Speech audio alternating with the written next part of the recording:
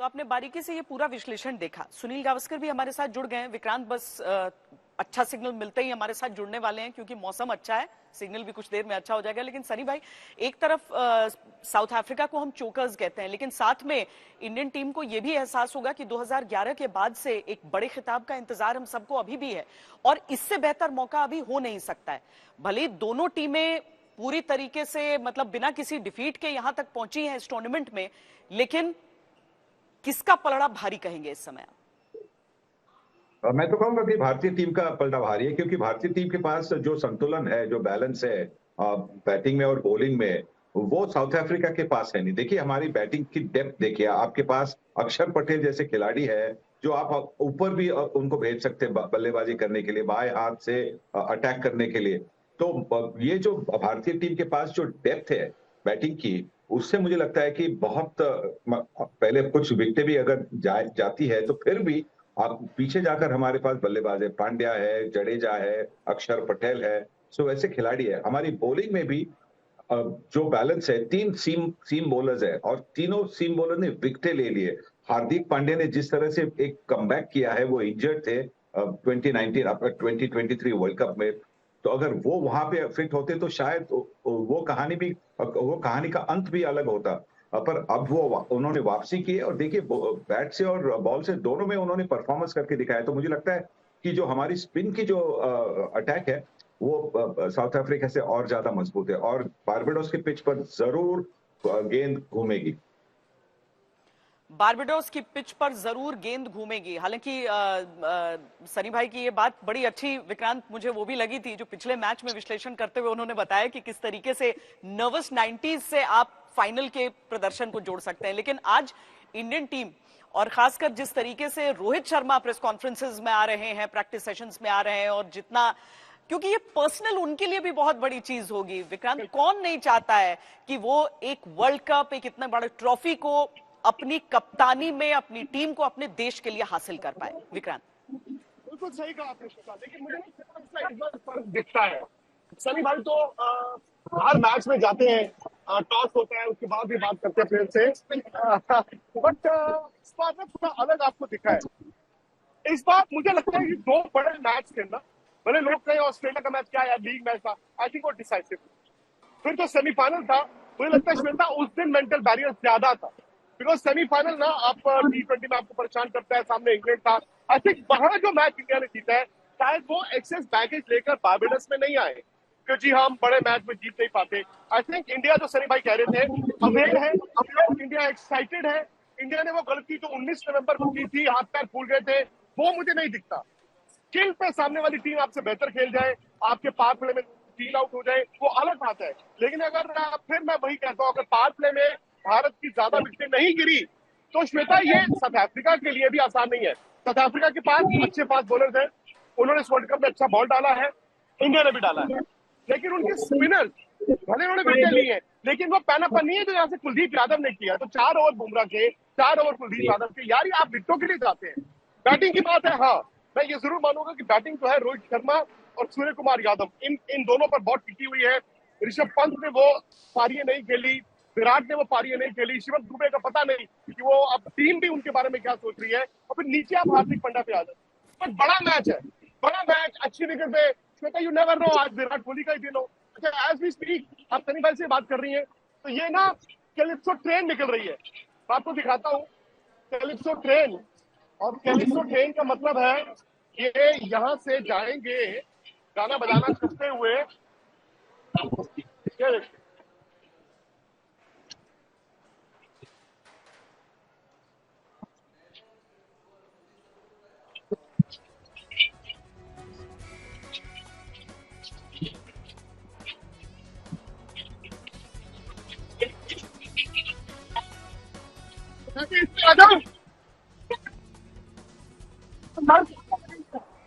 Keeping watching you. Who's going to tonight?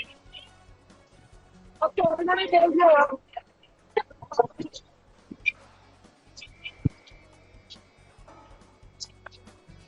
चलिए, बस ये आवाज ही अचानक विक्रांत चली जा रही है जैसे ही आप कैलिप्सो ट्रेन दिखा रहे हैं हमारे दर्शकों को। लेकिन उन तस्वीरों को देखकर हम अपने दिमाग में धुन बजा सकते हैं। वो कुछ कहते हैं ना कि जो तस्वीरें अपने आप थिरकने लगती हैं, वैसी तस्वीरें दिख रही हैं। हमारे साथ अलग अलग संवाददाता भी हमारे साथ जुड़े हुए हैं अलग अलग इलाकों से, और वहां पर देखिए मैच को देखने की पूरी व्यवस्था है। आप लोगों ने भी पूरी व्यवस्था करके रखी होगी। हम उन सब के पास आपको अलग अलग शहरों में लिए चलें। एक बार फिर हम आपको सनी भाई के पास ले चलते हैं, क्योंकि सनी भाई जो रोहित शर्मा के बारे में खासकर हम जिक्र कर रहे हैं, एक ऐसा लगता है जैसे कि लीडिंग फ्रॉम द फ्रंट को पूरी तरीके से परिभाषित उन्होंने कर दिया है कि कैसे रन बनाना है अपनी टीम के लिए। वो तय करके जाते हैं, कूल पूरी तरीके से रहते हैं, बिंदास खेलो अपने सारे खिलाड़ियों को कहते हैं, और उनकी टीम रिस्पॉन्ड कर रही है, रोहित शर्मा के हिसाब से ही बिंदास खेल रही है।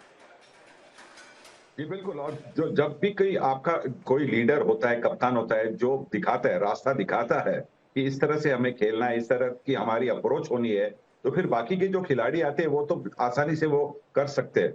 तो रोहित शर्मा ने जिस तरह से बल्लेबाजी की है, ऑस्ट्रेलिया के खिलाफ जो 90 रन बनाए, फिर इंग्लैंड के खिलाफ भी जो अर्धशतक बनाया, उसके पहले कठिन पिच पर न्यूयॉर्क में भी उन्होंने अर्धशतक बनाया था। तो जिस तरह का उनका फॉर्म है, उसी से तो आशाएं भी बढ़ती है, क्योंकि जब वो चलते पहले 6 ओवर में तो भारतीय टीम के 10 रन प्रति ओवर, मतलब 55-60 रन तो आसानी से बन जाते हैं।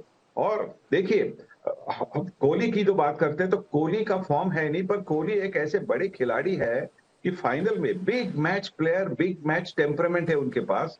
तो वो आज भी, क्योंकि ये पिच अच्छी पिच है बल्लेबाजी के लिए, तो मुझे लगता है कि रोहित शर्मा ने जो रास्ता दिखाया है, वो सूर्य कुमार यादव आप देखे, ऋषभ पंत देखे, जिस तरह से बल्लेबाजी कर आखिर में नंबर 5-6 पर हार्दिक पांड्या भी आके 5-7 ओवर में 30 रन बना रहे, तो बहुत बहुत अच्छा माहौल दिखता है, ड्रेसिंग रूम का माहौल। और वो आनंदी टीम है, खुश टीम है। मैं इस टीम से एयरक्राफ्ट में ट्रैवल किया हूं, चार्टर्ड एयरक्राफ्ट में, बड़ी खुश, एक दूसरे के सक्सेस में आनंद लेने वाली ये टीम है। बहुत चर्चा इस बात को लेकर भी सनी भाई हो रही है कि शिवम दुबे को क्या खिलाना चाहिए, नहीं खिलाना चाहिए। अब एकदम क्रूशियल मैच में अब आ चुके हैं, क्या इस क्रूशियल मैच में ऐसा कोई बदलाव हो सकता है, करना चाहिए क्या? मुझे नहीं लगता कि बदलाव होगा, और इसका मैं एक ही कारण देता हूं कि शिवम दुबे स्पिन के खिलाफ बहुत अच्छा खेलते हैं, और साउथ अफ्रीका के पास जो स्पिन है वो बाएं हाथ के स्पिन है। तो बाएं हाथ के स्पिन के खिलाफ बाएं हाथ का बल्लेबाज जो बड़े लप्पे मारता है, वो उसका खेलना जरूरी होगा। आप सोचेंगे कि शायद संजू सैमसन को ले आए, आप सोचेंगे शायद यशस्वी जायसवाल को ले आए, पर वो अगर ऊपर बल्लेबाजी नहीं करेंगे, नंबर 1, 2, 3 पर अगर उनका नंबर नहीं लगता, तो नंबर 5-6 पर मुझे लगता है कि शिवम दुबे जैसे ही खिलाड़ी को आपको खिलाना होगा। और फाइनल के लिए अभी एक आखिरी मैच में मुझे नहीं लगता कि कोई टीम बदलाव करेगी।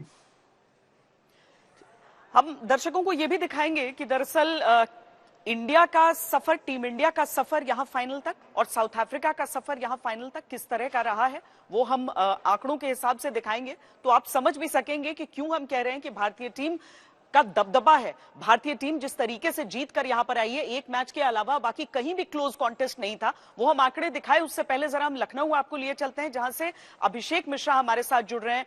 अभिषेक, चाहे बारिश कितनी भी आए, चाहे कितनी भी उमस, धूप, गर्मी कुछ भी रहे, लेकिन आज सब बुलाकर सुबह से इंतजार कर रहे हैं सब कि आज इंडिया का फाइनल है और आज इंडिया एक बार फिर वर्ल्ड कप उठाएगा। जिन मैचों में जीत हासिल करते हुए भारतीय टीम यहां तक पहुंची है, किस तरीके से भारत ने अपने हर एक मुकाबले में दबदबे वाली जीत हासिल की। पहला ही मुकाबला दिख गया, हालांकि मुकाबला आयरलैंड से ही था, लेकिन भारत ने जिस तरीके से वहां पर जीत हासिल की 8 विकेट से, वो बता गया कि पूरे टूर्नामेंट में आगे क्या होने वाला है। इसके बाद पाकिस्तान से जब मुकाबला हुआ, इकलौता मुकाबला है जिसे सबसे करीबी कहा जा सकता है, हालांकि वहां भी 6 रन से जीत हो गई थी। इसके बाद मुकाबला आया अमेरिका से। अमेरिका तब तक उसने अपसेट एक कर लिया था टूर्नामेंट में, और ये हो रहा था कि कहीं ऐसा तो नहीं कि कोई दिक्कत आ सकती है, लेकिन अमेरिका को अच्छे तरीके से 7 विकेट से हरा दिया।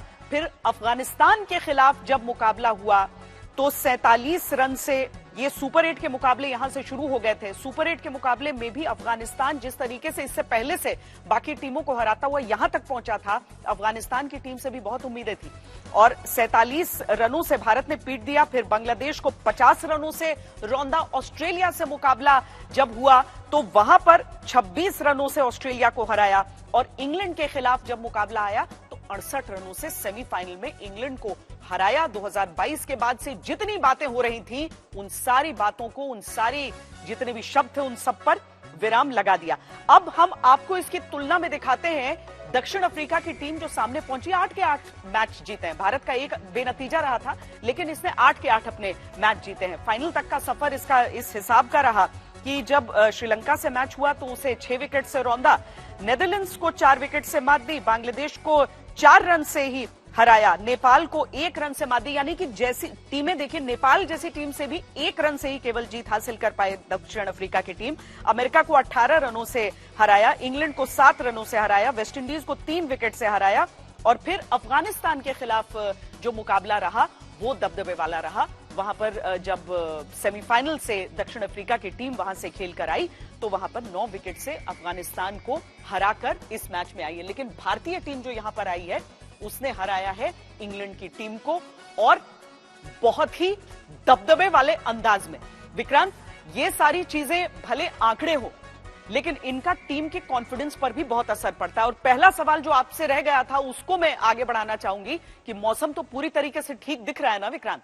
क्यों नहीं पड़ता, क्योंकि देखिए अब दो तरह से देखते हैं। एक ये कि आप कहेंगे वाकई यार बड़ा कमाल है, मतलब साउथ अफ्रीका कोई भी मैच नहीं हारा। पर आप कहेंगे बांग्लादेश को 4 रन से, नेपाल को 1 रन से, यूएस को 20 रन से, यार कुछ ना कमी तो है ना इनमें।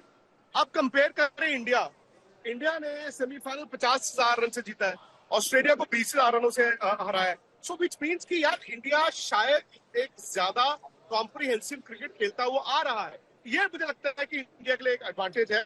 बाकी देखिए फाइनल है, 2 बड़ी टीमें फाइनल में आई हैं। अब उनमें से एक इंडिया है, उनमें से एक साउथ अफ्रीका है। तो सनी भाई की मैं बात सुन रहा था, ये टीम अलग दिख रही है। अब अलग क्यों दिख रही है? कभी कभी आप जीतते जाते हैं, आपकी एक सोच मैच कर जाती है, वो भी हो सकता है। बट मुझे लगता है कि दबाव साउथ अफ्रीका पे ज्यादा होगा क्योंकि श्वेता वो एक्सेस बैगेज 32 साल का लेकर आए हैं।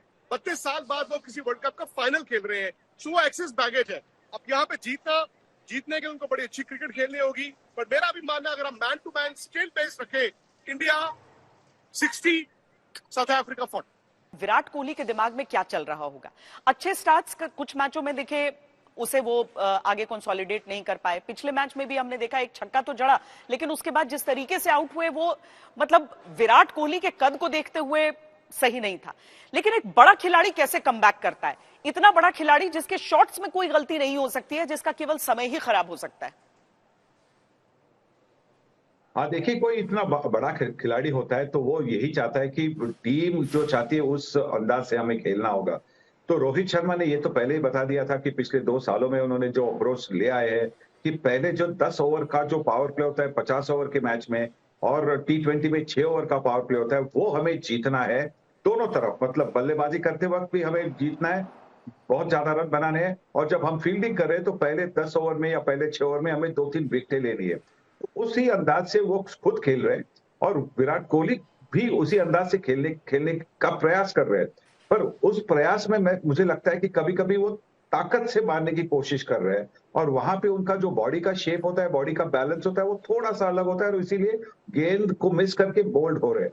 पर जिस तरह से वो छक्के मार रहे हैं, जहां पे उनका बॉडी का बैलेंस बिल्कुल सही रहता है, छक्के मारते वो टाइमिंग पर मारते, पावर तो उनके पास नेचुरल पावर है, तो और ज्यादा पावर से जब मारने की कोशिश करते उसी में उनकी टाइमिंग निकलकर वो आउट हो रहे हैं। तो मतलब वो अगर ध्यान में रखेंगे, और मुझे आशा है कि राहुल द्रविड़ ने उनको ये भी बताया होगा, क्योंकि राहुल द्रविड़ भी एक बड़े टेक्निकली बड़े इतने साउंड प्लेयर थे, तो उन्होंने ये भी देखा होगा कि क्या विराट कोहली कर रहे हैं। बस उनको अपना बॉडी का शेप रखना है, बॉडी का शेप रखकर जब वो बैटिंग करेंगे तो रन वापस आएंगे और बहुत रन आएंगे। चंडीगढ़ से असीम बस्सी हमारे साथ जुड़े हुए हैं। वहां पर असीम, देखकर आपके पीछे समझ में आ रहा है कि ये मैच देखने की पूरी तैयारियां की गई हैं। क्या वहां के लोग किस तरीके से इस समय विश कर रहे हैं? और सबके दिल में तो यही होता है कि कुछ हो, विराट कोहली का बल्ला वापस बोलने लगे। जी हाँ, मैं आपको बता दूं, हम यहाँ पे चंडीगढ़ के सेक्टर 22 के एक मेन मार्केट है, वहाँ खड़े हैं और बड़ी स्क्रीन यहाँ लगाई गई है मैच के अरेंजमेंट्स के लिए। हमारे साथ कुछ फैंस भी हैं, बच्चे भी हैं। जी हाँ, क्रिकेट फॉलो करते हैं आप? हाँ, क्या नाम है आपका? मेरा नाम है विराज तो मिश्रा। आज इंडिया वर्सेस साउथ अफ्रीका है, तो हाँ। किस तरह देखते हैं, कितना उम्मीद है आपको इंडियन टीम? मुझे तो बहुत क्रेज है इंडिया के जीतने का और इस बार इंडिया जरूर जीतेगी। All the best India. All the best India. जी हाँ, आप इनके साथ आए हैं, घूमने आए हैं, लेकिन मैच आज बहुत बड़ा एक अट्रैक्शन है, तो इंडियन टीम के लिए किस तरह देखते हैं? इंडिया टीम के लिए बहुत अहम दिन है आज और डेफिनेटली इंडिया जीतेगी और एक तरफा मैच जीतेगी आज इंडिया, इसमें कोई शक नहीं है, कोई डाउट नहीं है। जी हाँ, आप लोग कहाँ से आए हैं और क्रिकेट मैच को लेकर क्या उम्मीद है, किस प्लेयर से उम्मीद है आज इंडिया? हम तो वैसे आगरा से आए हैं, लेकिन क्रिकेट मैच को लेकर के इतना उत्साह क्या कहें। स्पेशली यहाँ आए हैं इसीलिए सेलिब्रेट करने की इंडिया आज जीतेगी, और इससे बढ़िया मौका इंडिया के लिए क्या हो सकता है।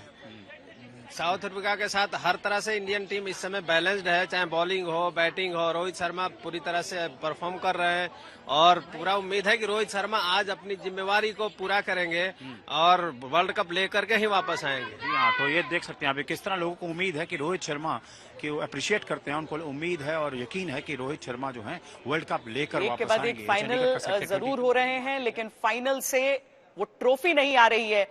आज आएगी, ये उम्मीद है सबको, यही दुआ है सबकी